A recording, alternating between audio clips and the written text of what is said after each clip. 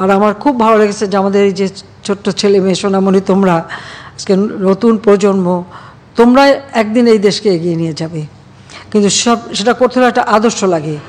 ইতিহাস থেকে আমাদের শিক্ষা নিতে হবে, কিন্তু আগামী দিনের পথ চলা আমাদেরকে খুঁজে বের করে আমরা যেন আরও সুন্দরভাবে বিশ্বের সাথে তাল মিলে কীভাবে দেশকে এগিয়ে নিয়ে যেতে পারি সেইভাবে কিন্তু নিজেদেরকে প্রস্তুত করতে হবে। এবং শিক্ষার দিকে আসলে শিক্ষা ছাড়া কখনো এটা সম্ভব না।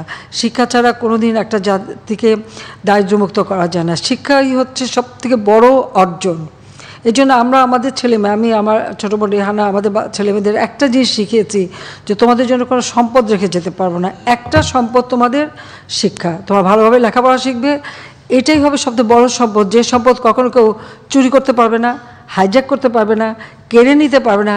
কেড়ে নিলেও কিন্তু তোমার জ্ঞানটা তো কেড়ে নিতে পারবে না, কারণ বাংলাদেশে কিন্তু কেড়ে নেওয়ার ঘটনাও ঘটেছে।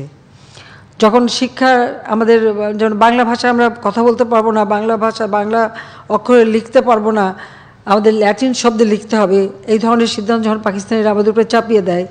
এই ভাষা আন্দোলন তো 48 সালে, এটা আবার পাকিস্তান আমলেই, এটা 61-62 সালে কথা বলছি।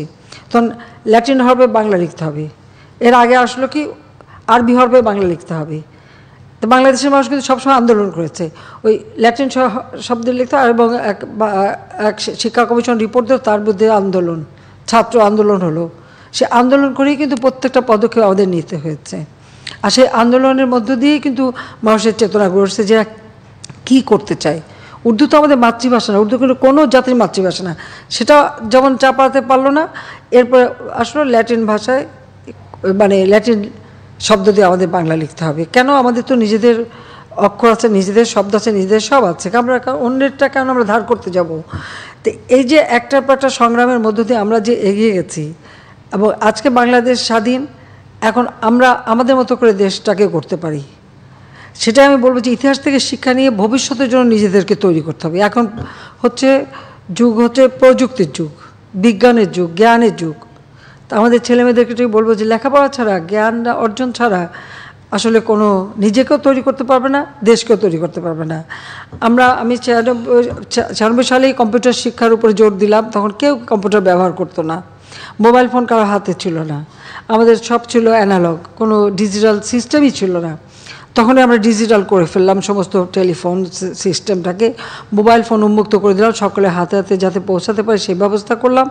দ্বিতীয়বার আসার পরে আমরা ঘোষণা দিলাম আমাদের যে ডিজিটাল বাংলাদেশ গড়ে তুলব। আজকে কিন্তু বাংলাদেশ ডিজিটাল বাংলাদেশ।